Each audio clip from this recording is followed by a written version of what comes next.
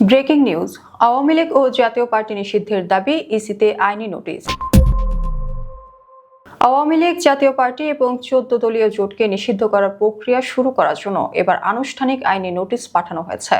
জুলাই গণঅভ্যুত্থানের পক্ষে থাকা 36টি দল ও সংগঠনের জোট জুলাই ঐক্য সরাসরি প্রধান নির্বাচন কমিশনার এবং আইন মন্ত্রণালয়ের কাছে এই নোটিশ পাঠিয়েছে। কেন এই কঠোর পদক্ষেপ, কি আছে সেই নোটিশে? 16 ডিসেম্বর মঙ্গলবার বিজয় দিবসের দিনই এই ধামাকা খবরটি সামনে আনে জুলাই ঐক্য সংগঠনের অন্যতম সংগঠক ইশরাফিল ফরাজির পক্ষ থেকে আব্দুল্লাহ আল মাহমুদ এই আইনি নোটিশটি পাঠান। নোটিশে পরিষ্কারভাবে বলা হয়েছে, 2008 সালে ক্ষমতায় আসার পর থেকে আওয়ামী লীগ সরকার ধীরে ধীরে দেশে একনায়কতন্ত্র বা ফ্যাসিজম কায়েম করছে। বিশেষ করে 2014 সালে বিনা ভোটে ক্ষমতায় আসার মধ্য দিয়ে তারা জনগণের ভোটাধিকার পুরোপুরি হরণ করে নেয়। নোটিশে আরো উল্লেখ করা হয়, দীর্ঘ 1.5 দশকের এই স্বৈরাচারী শাসন আমলে আওয়ামী লীগের প্রধান সহযোগী বা দোসর হিসেবে কাজ করেছে জাতীয় পার্টি এবং 14 দলীয় জোটের শরিক দলগুলো। 2024 সালের 5 আগস্ট ছাত্র জনতার রক্তক্ষয়ী বিপ্লবের মধ্য দিয়ে এই শাসনের অবসান ঘটলেও ফ্যাসিবাদের শিকড় এখনো রয়ে গেছে বলে দাবি করা হয়েছে।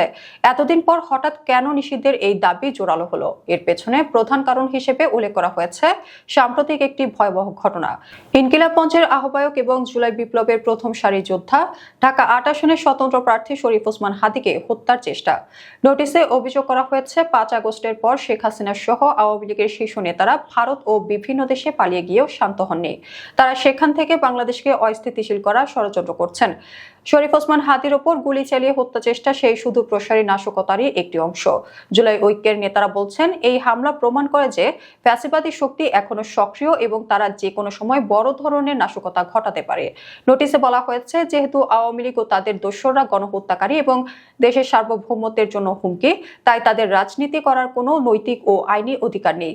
অবিলম্বে নির্বাচন কমিশনকে তাদের নিবন্ধন বাতিল করতে হবে এবং রাজনৈতিক কার্যক্রম নিষিদ্ধ ঘোষণা করতে হবে।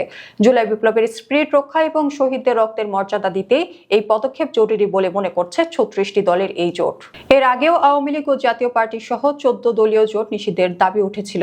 সে সময় জুলাই যোদ্ধাদের আন্দোলনের মুখে সরকার আওয়ামী লীগের রাজনৈতিক কার্যক্রমে নিষেধাজ্ঞা আরোপ করে। এবার শরীফ ওসমান হাদীর উপর হামলার ঘটনার পর নতুন করে আওয়ামী লীগ, জাতীয় পার্টি ও 14 দলীয় জোটকে সম্পূর্ণ নিষিদ্ধ করার দাবি জোরালো হয়ে উঠেছে। বিভিন্ন মহল মনে করছে, ধারাবাহিক সহিংসতা ও অস্থিতিশীলতার জন্য এসব রাজনৈতিক শক্তির দায় রয়েছে।